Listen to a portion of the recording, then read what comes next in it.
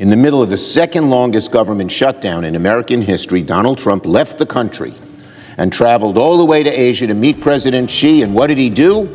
He bowed down to President Xi. China has called Donald Trump's bluff, and Donald Trump has folded, leaving American families and farmers and small businesses to deal with the wreckage from his blunders, from his erratic, on-again, off-again tariff policies. Americans, beware. Trump will spend the next few days trying to spin the so-called agreement as a win for America. But that is total bull. Don't believe Trump. He has folded to China. Donald Trump caved to China in Busan. The so-called deal has left us no better off than we were before Donald Trump's trade war began. If anything, things are worse. Prices have gone up.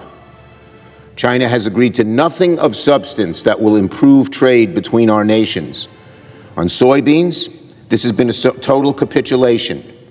Donald Trump's trade war has decimated soybean farmers in the U.S., and this year, he's saying, isn't it great, they'll buy half the soybeans, China will, that they bought last year. So many farmers are suffering. And then so many other farmers are seeing that their Chinese customers who they sold soybeans are now making deals in Argentina and Brazil. And those are not one-year deals. Those could be 3, 4, 5-year deals. So the customers that Americans had are not coming back. China is still buying fewer soybeans this year from the U.S. than before China's trade war. How is that a win for soybean farmers? Trump's delusion is unbelievable. He starts a trade war, creates a giant mess for businesses, consumers, soybean farmers, and then he celebrates for trying to clean up the very mess he created in the first place. Don't believe Trump. Trump has folded on China. Don't believe his BS. He's created the mess. Now he's trying to clean up the mess, and he says, don't I deserve 17 pats on the back? Americans have heard this old song and dance from China and Trump before. I have long pushed presidents of both parties to take tougher action on China for its rapacious trade policies that have harmed American workers, American businesses. None, absolutely none, of the fundamental abuses by China are addressed in this agreement.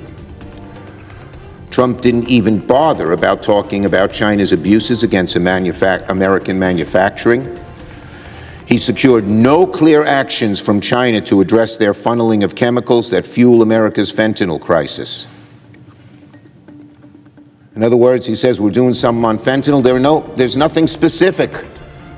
A lot of lip service in fentanyl, that China makes those precursor chemicals that go to Mexico and then are made into fentanyl and flooding across our borders.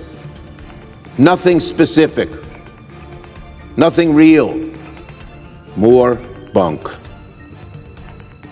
And maybe most egregiously, and this one I know many of my colleagues on the other side of the aisle are furious about, he is the first president in decades to walk back export controls vital for our national security, essentially handing China vital chips necessary for technologies like AI. Where are our China hawks from the Republican side? I hope they're going to speak up and decry this abdication. America is handing out Trump is handing out American-made technology like it's Halloween candy straight into the hands of our biggest rival. In the past, China's been desperate to get this technology, but now they don't have to worry. Trump's just giving it away. With these chips that China now doesn't have and can't make themselves, China will dominate AI in a few years, and it will have severe consequences for America and for the world. When it comes to chips, Donald Trump, it's not America first. For you, it's China first.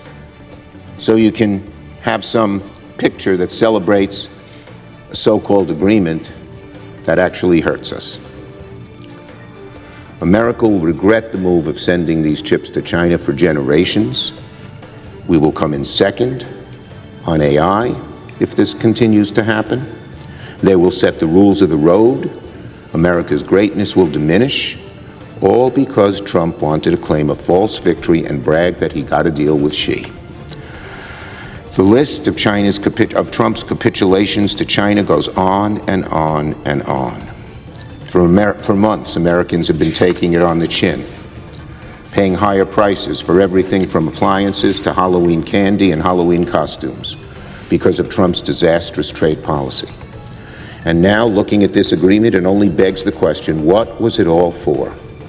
Trump had no strategy, no planning, no strategic decision-making, and his bumbling has only emboldened President Xi, who must be laughing all the way back to Beijing.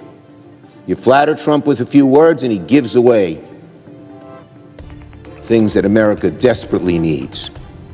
When it matters most, when Trump comes face to face with autocrats and dictators, the American people know Donald Trump is all talk and no strength. I yield the